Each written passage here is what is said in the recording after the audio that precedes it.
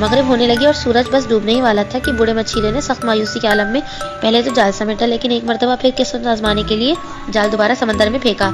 इस मरतबा जब बस मगरिब होने वाली थी और अंधेरा छाने ही लगा था, उसके जाल में एक मछली आ गई। मछीरे को हैरत तो नहीं हुई, क्योंकि ऐसा काम पहले भी हो रहा था कि दिन भर कोशिश के बाद सिर्फ चंद ही मछलियां उसके जाल में आती।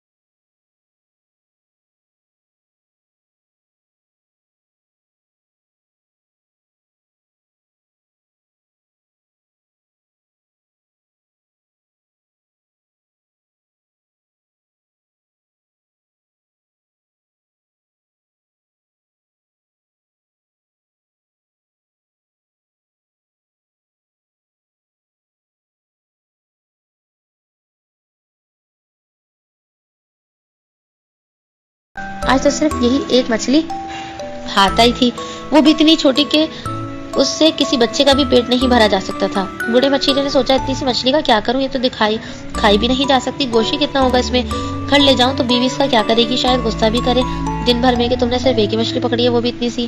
खैर उसने जाल समंदर से खींच लिया और मछली को अपने हाथों में पकड़कर उसे गौर से देखने लगा।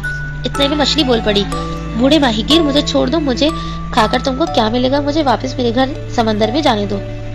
हैरान बूढ़े मछीरे ने अपनी आंखें मली और उसकी सारी जिंदगी समंदर में गुजरी थी और उसने बेशुमार मछलियां पकड़ी थी, लेकिन किसी मछली को इस तरह बिल्कुल इंसानों की मानदिन बोलते नहीं पाया था। वो दिन भर का थका हारा भी था और भूखा परेशान भी बोल ही पड़ा। बेशक तुम बिल्कुल छोटी सी मछली हो, लेकिन बीवी तो नाराज होगी कि दिन भर में सिर्फ एक ही मछली पकड़ी, वो भी समंदर में फेंक दी, इसलिए तुमको घर ही ले जाऊंगा। मछली बोली, बूढ़े मछीरे तुम मुझे छोड़ दो तो मैं तुम्हारी 3 ख्वाहिशात पूरी कर दूंगी। बूढ़ा मछीरा जरा सोच में पड़ गया। मुझे इस मछली की बात का यकीन कर लेना चाहिए, मगर उसके साथ ही ये ख्याल भी किया कि अगर ये मछली इंसानों की तरह बातें कर सकती है तो वो कोई आम मछली नहीं हो सकती, ये कोई और ही मखलूक है।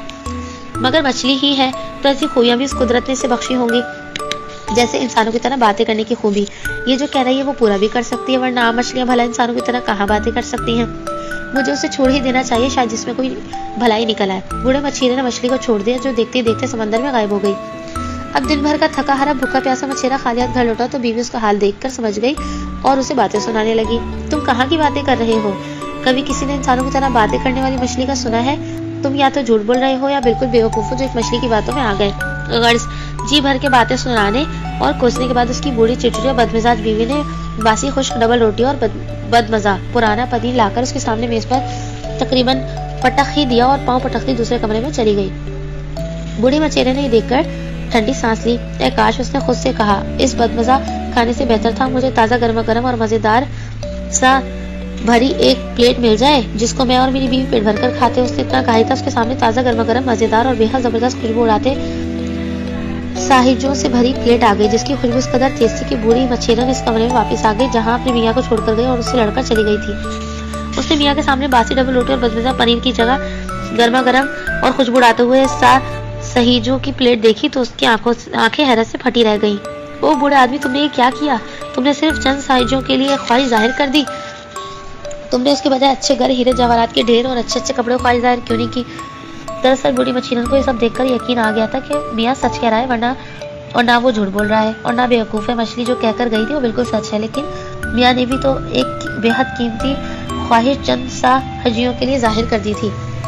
मियाँ थकारा भूखा प्यासा परेशान होकर बैठा था। अब गरम गरम सेज उसके सामने थी। उसका गुस्सा और परेशानी कुछ कम हुआ, लेकिन साथ में बीवी की जबान तो चल पड़ी थी, इसलिए उसने बिना का खुदा करे इनमें से एक सा सीज मेरी नाक से चिपक जाए। उसने इतना ही कहा था कि प्लेट में सारे के सारे सासीज अपनी जगह से बुलंद हुए और सीधे बूढ़े मछेरे की नाक से चिपक गए। सासीजों की पूरी लाइन लग गई थी और वो बूढ़े मछेरे की नाक ही इस कदर लंबी लगने लगी थी। वो खुद आया।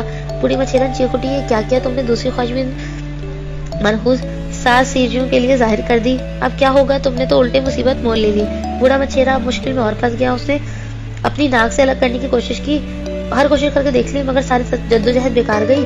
उसकी बीवी ने अपने दोनों हाथों से पकड़कर सासीजों को खींच कर मियाँ की नाक से अलग करने की हर तरह कोशिश कर ली, मगर मियाँ इतनी नाक से चिपक गए थे गोया वो इस नाक का हिस्सा और मछेरे की पूरी जिंदगी उसके साथ बस इसी तरह चिपके हुए चले आ रहे हों। दोनों मियाँ बीवी सासीजों को मियाँ की नाक से अलग करते करते बेहाल हो गए और जान भी न छोड़ी। दोनों मियाँ बीवी अपनी अपनी जगह सिखचियों के मियाँ की नाक से अलग करने की कोशिश करके बिल्कुल थक गए, पसीने पसीने हो गए। आखिर बेचारे दोनों ही बूढ़े ही तो थे। ऊपर से मियाँ दिन भर का थका और हारा दिन भर की भूख प्यास में था। तीसरा भी नहीं था, यानी इनका कोई बच्चा भी नहीं था जो उनकी मदद करता। इनके पास सिर्फ एक तदबीर रह गई थी। बूढ़े मछली ने ऊंची आवाज में कहा, मैं चाहता हूँ ये सब गायब हो जाए और मेरी जान इस मुसीबत से छूट जाए। अब इतना कहा था कि सारे के सारे गायब हो गए, जैसे कभी थे नहीं। वो ताज़ा ताज़ा गर्मा गर्म खुशबू छोड़ते सासी जब यहाँ नहीं थे, और ना ही अब ऐसी कोई फरमाइश बाकी रह गई थी जो जादुई तौर पर पूरी हो सकती। इन दोनों में बीवी के पास अब वही बासी डबल रोटी और बदमजा पनीर बाकी रह गया था। बच्चों, इसके बाद मछली ने कभी कोई छोटी मछली नहीं पकड़ी। ऐसी कोई मछली इसके जाल में आ जाती तो वो फौरन उसे वापस समंदर में छोड़ देता। इसकी बूढ़ी और चिड़चिड़ी बीवी की चिड़चिड़ाहट और गुस्सा बदमिजाजी अपनी जगह कायम रही, लेकिन बूढ़े मछली ने बहुत बड़ा सबक सीख लिया था। बच्चों, वो क्या सबक था? सबक ये कि आपकी सारी ख्वाहिशात हमेशा इस तरह पूरी नहीं हो सकती जैसे आप चाहते हैं। लिहाजा कोई ख्वाहिश करने से पहले अच्छी तरह सोच लेना चाहिए। ये सबक आपके लिए क्यों नहीं हो सकता? हमारे